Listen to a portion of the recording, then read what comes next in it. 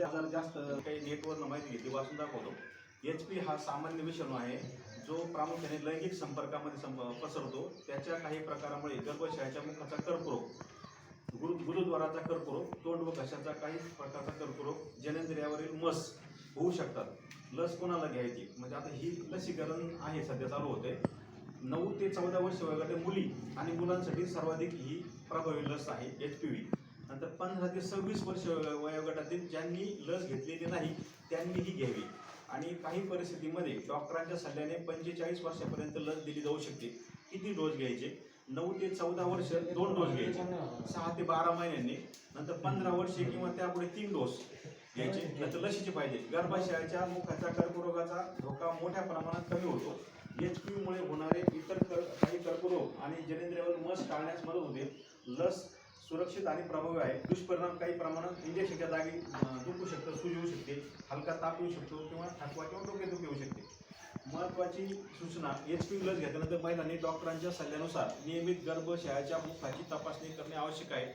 लस ही आधी झालेला HPV संसर्ग बरा त्यांना साक्षर करावं, कमीत कमी त्याला काहीतरी वाचता यावं, कोणाच्या नावाची सही करता यावी, यासाठी शासनाचा प्रयत्न आहे.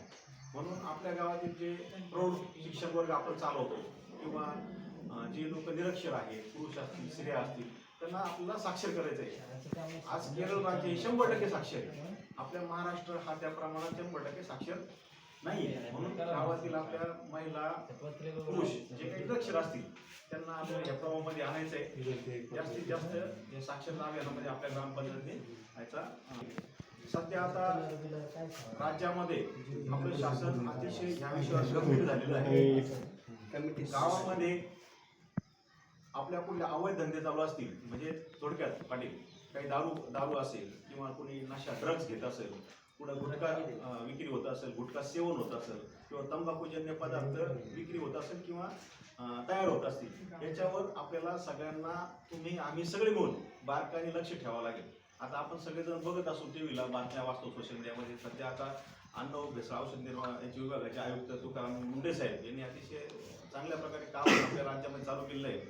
तर जे तरुण वर्ग आहे ते कमी वयामध्येच ह्या ड्रग्ज, गुटखा, तंबाखू, दारू अशा याला बळी पडतात. आणि त्याचा दुष्परिणाम म्हणजे त्याचा परिणाम कुटुंबावर होतो.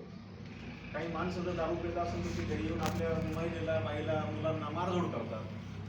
दारू बाई वावरं विकतात, घरातल्या वस्तू विकतात, सायकल विकतात, मोबाईल फोन विकतात.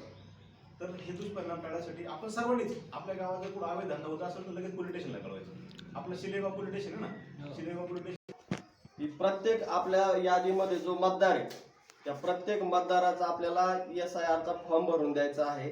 तर त्यासाठी ते फॉर्म आपल्याकडं उपलब्ध झालेले आहेत. ते फॉर्म मी तुम्हाला देणार आहे.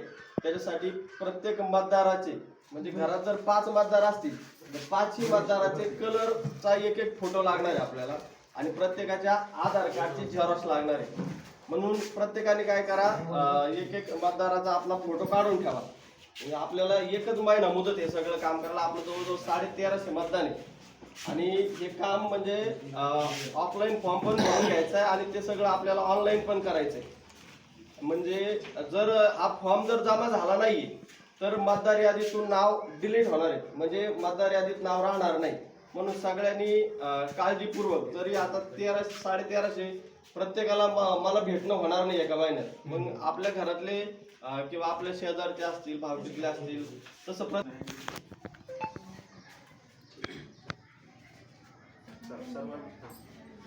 काय सांगायचं माहिती. नमस्कार सगळ्यांना. मी आरोग्याविषयी सांगणार थोडंसं. म्हणजे गावामध्ये आता पावसाळ्याची दिवस चालू झाले तर कोणाच्याही घरापुढं कोणतंही पाण्याचं डबकं साचून देऊ नका, कारण त्याच्यापासून मलेरिया, डेंगू आणि इतर आजार पसरतात. तर जर साचलेले असेल त्यात त्वरित मुरुम किंवा काही त्याची विल्हेवाट लावा.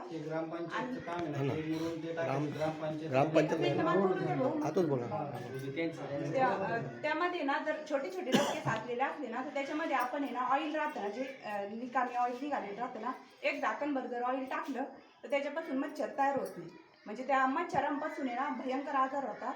आपली मुलं राहतात, आपण राहतो आणि संध्याकाळच्या वेळी जास्त करून त्या मच्छर जास्त डसतात आणि त्याच्यामुळं मलेरिया डेंगू हा आजार असा आहे, तो स्वच्छ साचलेले पाणी का म्हणजे समजा कूलरमधलं पाणी असो, फ्रीजमधलं असो किंवा आणखीन आपले टायर राहतात, करवंट्या राहतात, त्याच्यामध्ये ते साचतं आणि त्याच्यापासून त्या डासांचा प्रसार होतो जास्त.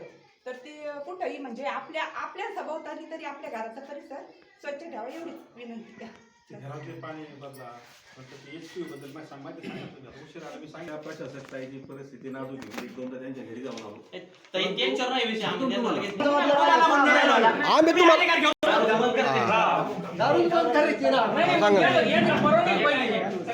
आहे चालू 2 गावामध्ये आहे ना दारूबंदीचा ठराव घ्या ना.